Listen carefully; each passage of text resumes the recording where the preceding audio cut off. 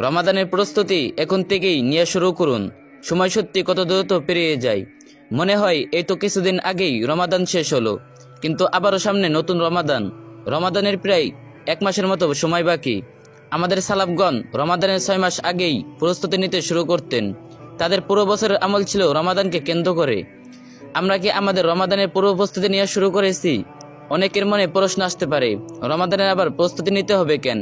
আমাদের বাস্তবতা হলো, রমাদান এলে প্রথম কয়েকদিন আমরা অনেক উচ্ছ্বাস নিয়ে আমল করি, কিন্তু ধীরে ধীরে সে আমলের ধারাবাহিকতা কমে যায়, ইবাদতের অলসতা চলে আসে, আর রমাদানটি হয়ে পড়ে কম ফলস্বরূপ আর আনপ্রোডাক্টিভ। এর মূল কারণ হলো পূর্ব পরিকল্পনা, প্রস্তুতি এবং শৃঙ্খলা রুটিনের অভাব। তাই রমাদানকে সত্যিকারের বরকতময় ও প্রোডাক্টিভ করতে হলে এখন থেকেই প্রস্তুতি নেওয়া অত্যন্ত জরুরি।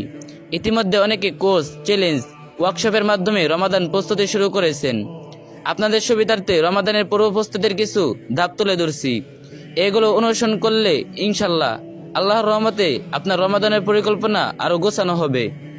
1. গত রমাদানের আত্মসমালোচনা। গত রমাদানে আপনি কোন কাজগুলো ভালোভাবে করতে পেরেছিলেন এবং কোন জায়গায় দুর্বলতা ছিল, এটি একটি নোট বানিয়ে ফেলুন। 2. কোরআন রুটিন ঠিক করা। এই রমাদানে কিভাবে কোন সময় কোরআন তেলাওয়াত করবেন, এখন তার পরিকল্পনা করুন। 3. নতুন ভালো অভ্যাস চিহ্নিত করা। রমাদানকে কেন্দ্র করে কোন কোন ভালো অভ্যাস শুরু করতে চান, যেমন তাহাজ্জুদ, নিয়মিত জিকির, দান সদকা, দোয়ার তালিকা, এসব আগে থেকেই লিখে রাখুন। 4. খারাপ অভ্যাস বর্জনের সিদ্ধান্ত।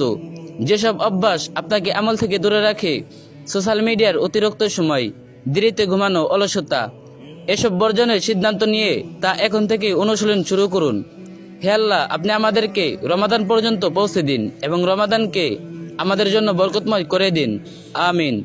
ভিডিওটি অবশ্যই অনেকজনের সাথে শেয়ার করবেন, আর যে যত পারবেন কপি লিংক করে দিন।